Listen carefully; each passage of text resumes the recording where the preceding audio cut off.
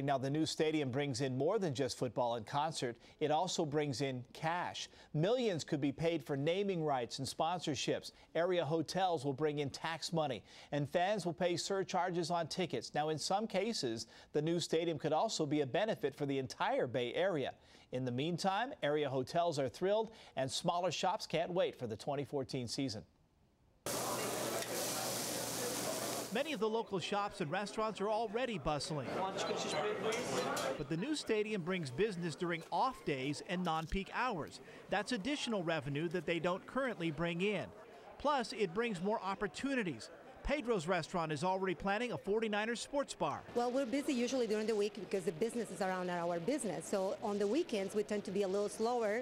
So that will help us a lot with all, the football games and all the other activities. The city says the stadium will generate $41 million in total economic activity, $650,000 a year to its general fund, and an additional $330,000 annually for the convention center.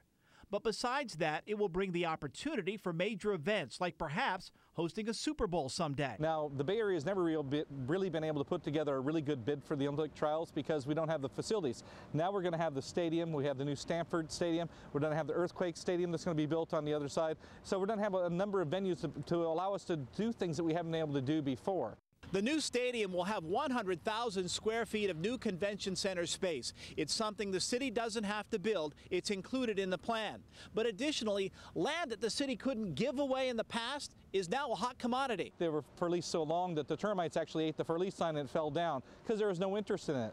But now, of course, we have a proposal by Joe Montana and Eddie DeBartolo to build a high-end luxury hotel on one and a sports complex on the other. The other part of the economic story is what will not happen. The city says negotiations with the NFL and the 49ers included protections against loss and risk.